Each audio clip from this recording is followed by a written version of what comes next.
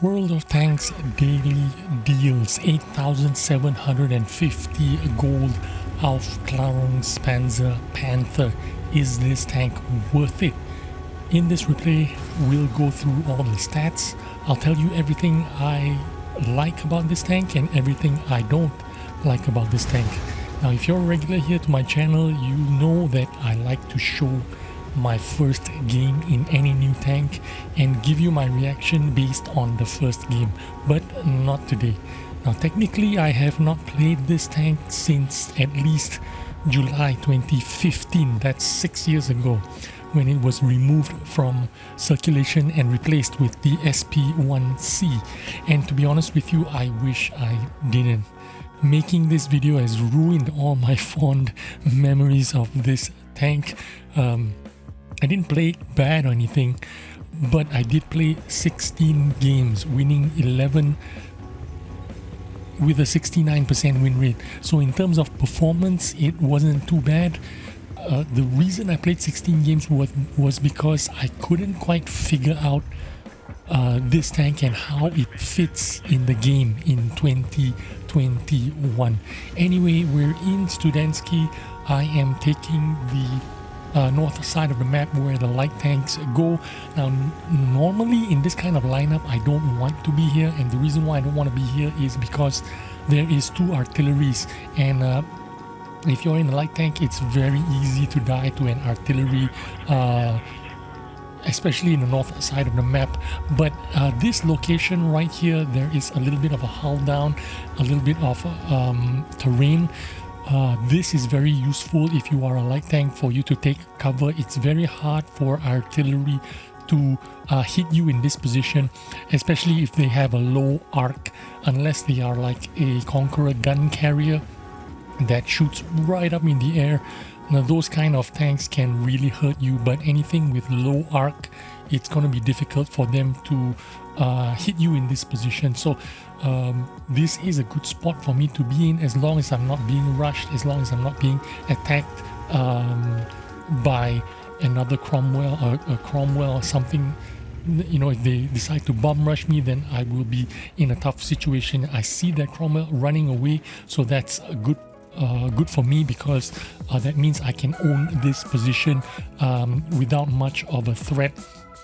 And the other light tank that was on the enemy team, which was the wheeled tanks, was already destroyed. So this is a great position for me to be in right now. But there are a bunch of heavy tanks right in the middle of the map, and they are probably going to hurt me if I try to make a cross for it now. Like I said, I've played this tank 16 times. It was a good learning experience for me. This tank is not something I can be aggressive in. The Aufklärungs is not a fast enough, mobile enough tank to get away with, you know, high mobility, risky moves. So I needed to try and preserve my HP for the long game, and that's what I did in this game. You see me being very patient here. I don't want to push my luck. Those heavy tanks can easily shoot me, because, you know, if I make a cross there, it's a lot of open space. They will hit me with 200, 300, 400 damage, and I will be kaput like very quickly. But anyway, let's take a look at the stats of this tank. Very simple. You know, it is 1050 hit points, 850 horsepower with 22.28 power to weight ratio. The speed is 55 kilometers an hour going forward, 22 going backward. Rotation speed is 41.72 degrees. Very agile, very nimble tank, looks like it. The mobility really looks good on paper. It looks like it has good horsepower. It looks like it has a good power to weight ratio. Very agile, very quick on its feet. But the problem with this tank is the weight and the size of this tank. This is a huge tank. It is a Panther hull. It is 38 tons. So even though the power to weight ratio looks good, 850 horsepower looks good, the traverse speed is very good because it's 41.72 degrees. It looks like it's very nimble, but it is a very heavy tank, which means this thing, even though with all the horsepower and power to weight ratio, it is cumbersome. Not what you expect from a light tank. Now, even though it is a light tank, you can't play this as a light tank, is what I'm trying to say. Instead, you need to play this as a bad medium tank. I would say a quote-unquote bad medium tank, in a sense that it has no armor. So it is, if it's a medium tank, it's gonna be bad. But it has light tank characteristics on a medium tank, so that's how you should try to play this tank. Not try to capitalize on all its light tank's capabilities. It has camo, but its camo is only something like 11.68% stock, which means you can get it up to 20 plus. I could push it up to about close to 30%, you know, with a lot of crew skills, with vents, with food, with BIA skills. But other than that, it doesn't, you can't really say it's got fantastic camo. So again, you cannot play this like a light tank. Let's talk a little bit about the gun. The gun does 135 damage. It has 157 penetration on standard AP shells, and on the premium APCR shells 205 penetration. So penetration isn't that great, especially if you're going to be shooting anything tier 8 and above. The 157 penetration really does nothing. You really need to fire a lot of premium shells, and even that is not going to get you very far. Our friend here in the SU-100, he tries crossing. He is not a fast tank at all, and I'm gonna assume that I would suffer the same fate if I tried the same thing. So I'm glad I did not try to cross so early. I want to be very, very careful before I make my way across, and thank goodness I didn't, because there is an 88 there, and the first thing you see me do is try to lock him down with his tracks. I am not moving. I am trying to assume that I'm hitting him on the tracks. That is one of the tricks you need to get used to if you're playing any kind of tank, actually, but especially if you are in a light tank. Learn how to shoot for the tracks so that you can lock your enemies down and get your teammates to help you finish them off. Again, the 88 showing it himself. I'm shooting its tracks, and again I managed to track it, so I got his tracks and wait for my team to finish him off. So learn how to play with you know, shooting the tracks. It is very important. One of the things about this gun, like I mentioned earlier, is the good velocity. This tank has got great shell velocity even on the standard shells, but if you can't pan anything, it is really useless. Good shell velocity, and the dispersion on this tank is okay, which is why I am running this with optics, rammer and IRM, and also the reason why I played 16 games in this tank. It took me a long time to figure out that this optics, rammer, IRM with a rammer directive is the loadout that I am happy with. I started this initially started this with the standard loadout, which is optics, vertical stabilizers and rammer, and then I was like, it's not really working for me. I need a little bit more agility, a little bit more mobility, so I changed it to vents, rammer and IRM and vents directive, and oh, very lucky to escape there. That guy couldn't hit me. Now I'm stuck in a rock. This is what I didn't want to happen. I did not want that, you know, a TD on the rails to trap me and then I get shot by these heavy tanks in the middle of the map. I'm really lucky here to escape with a couple of bounces. Well, maybe because I got a Panther hull, so I'm a bit lucky there.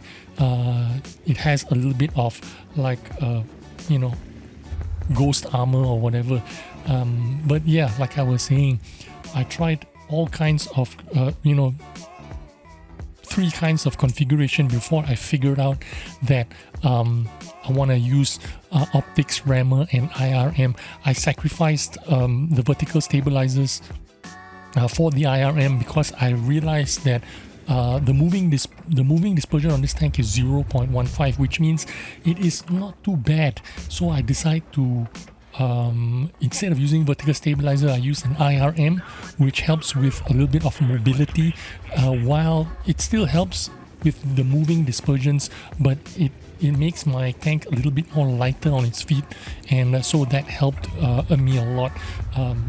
One thing about this tank, if you look at the gun depression, it says 10 degrees of gun depression and 20 degrees of elevation.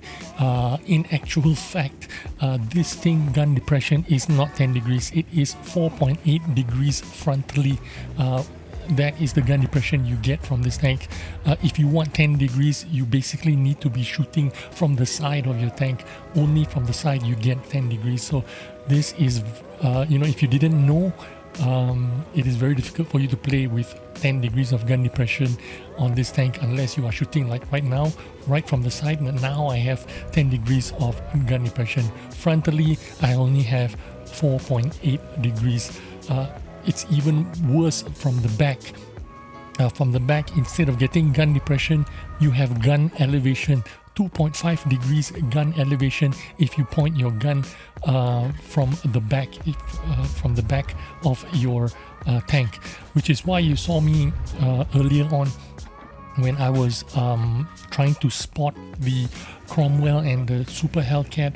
You didn't see me turn the tank around and position myself where I can readily run away. That is because if I turn my back against the enemy, I don't have any gun depression. In fact, I have gun elevation. I have to point my gun up 2.5 degrees, which makes it really difficult for me to put my tank in a position where, I can place my butt against the enemy, and if I get spotted, I can just hit the forward key and run away. In this tank, you can't. You have to be facing your enemies frontally in order to get any kind of gun depression, which is why it makes this tank incredibly difficult to play, especially for me. It took me a long time to figure out how to play this tank because it's been 6 years since I last played this tank, and even though I did have a few games where I could use the ramming speed, I rammed a Burrasque for 1000 hit points, and that was very satisfying, but you don't get to do that very often. Even though you are in a rammable tank, it's not like you can just drive up and ram anybody. It is situational. You have to find the right victims. Things got to be working in your favor before that kind of opportunities happen. Even though this is a great ramming tank, doesn't mean you can ram your enemies all the time. So this is one of the reasons why I felt like, man, this game has moved forward so far away that the Aufklärungspanzer that was once a very fun tank and very interesting tank to play 6 years ago, now it is just a very mediocre tank at best. In 2021, if you are not a collector, if you want high performance, if you want to play to your best ability, if you want to rack up that WN8, if you want to boost your personal rating, if you want to get the best games in your light tank, the Aufklärungspanzer Panther is not the tank to do it for you. But if you are a collector, and if you are someone that relishes the challenge of playing a tank that has been long since forgotten, this is kind of an interesting tank. It is kind of fun, especially if you get a chance to ram someone. That's kind of fun, but it doesn't happen very often. If you want a challenge, yeah, this could be the tank for you. But if you're going to spend 8,750 gold, and you expect some kind of high performing light tank, unfortunately no, this is not what I would recommend you do. Save your gold for something else. You could get a lot of other better tanks, maybe the Type 62. That is a great tank to have compared to the Aufklärungspanzer Panther. So anyway, this was my game. Not too bad. I wasn't too unhappy with it, but it was a lot of work to get 1740 damage out of this game, even though I was firing full premium shells. I hope you enjoyed this video, and I will see you on the next one. Bye bye.